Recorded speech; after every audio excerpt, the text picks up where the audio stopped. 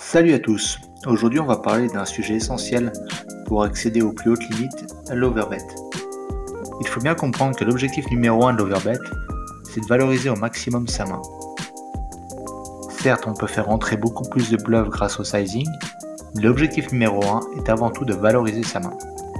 Pour rappel, dans une situation où on a des nuts air face à un opposant qui a que des bluff catchers, sur une seule street on doit parier aussi large que possible, donc all-in. Par contre, sur plusieurs streets, on doit se fixer par rapport au geometric sizing pour finir all-in à la river. Les situations d'overbet se situent essentiellement quand l'opposant est capé. Par conséquent, bouton contre bébé, quand il y a check-check au flop, à la turn, big blind aura souvent des situations d'overbet. De la même manière, après un c-bet call, bouton contre bébé au flop, et check depuis bouton à la turn, il y aura souvent des situations d'overbet depuis bouton. L'overbet est aussi très sensible aux réactions de l'opposant comme nous allons voir dans différents exemples, et par conséquent il faut prendre en compte le field et voir sa manière de réagir par rapport à ce type de sizing. Pour vous sensibiliser à l'instabilité de la GTO, je vous ai préparé deux simulations avec le board 7-4 de Rainbow bouton contre bébé. J'ai juste modifié un seul paramètre. J'ai offert la possibilité à Big Blind d'avoir deux sizings de raising. On voit directement l'impact sur l'utilisation des overbets. Par conséquent, face à des adversaires qui n'ont pas souvent plusieurs sizings de raising et qui en plus les calibrent mal par rapport à nos overbets, il devient vraiment intéressant d'utiliser la stratégie d'overbet sur plein de spots. Pour continuer les recherches, j'ai ensuite modifié la stratégie de raising de Big Blind en la calant sur la MDA. L'impact est direct, on voit que même face à Big Blind qui aurait soi-disant plusieurs sizings possibles de raising, la stratégie d'overbet devient prédominante. La conclusion est simple, restez créatif et le field ne s'adapte pas aux overbets.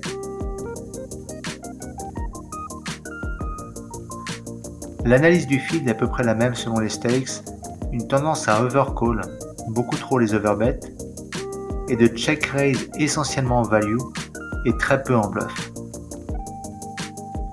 Maintenant nous allons voir quelques exemples de situations où on peut overbet et c'est malheureusement pas assez utilisé par le field.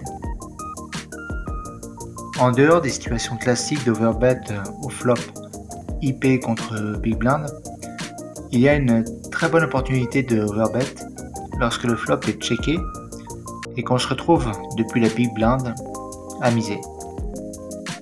Le fait d'avoir checké au flop pour IP le rend capé et donc des situations d'overbet s'offrent à nous. Par exemple, pour une situation où UTG est face à Big Blind avec un board de 9-4-2 double suité. Check au flop, l'as sort à la turn. Big Blind a une seule stratégie de sizing, un overbet pour 20% de sa range. On retrouve la même situation dans des pots 3 bêtes, early position contre bouton par exemple, où le flop a été checké, bouton devient capé, et dans ce cas-là par exemple sur des boards comme As-6 de Rainbow, la turn est overbet à hauteur de 21%.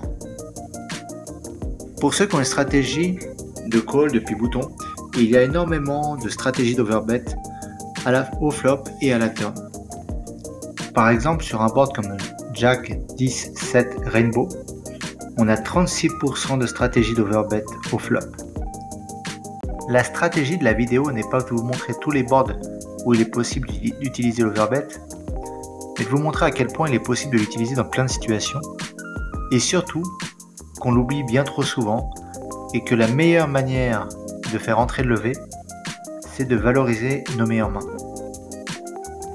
L'overbet est un sizing qui peut être utilisé quasiment sur tous les boards à partir du moment où ils ne sont pas lockés, donc en dehors des flushs et en dehors des boards qui sont vraiment straight. Il faut donc utiliser l'overbet en complément de ses sizings habituels et surtout développer des nouvelles lignes comme l'overbet à la turn depuis Big Blind ou depuis bouton face à EP, voire même en pot 3 bet. J'espère que cette vidéo vous a aidé pour vous donner des nouvelles idées en termes de stratégie Et si vous avez des commentaires ou des remarques, n'hésitez pas à nous les laisser. Allez, ciao!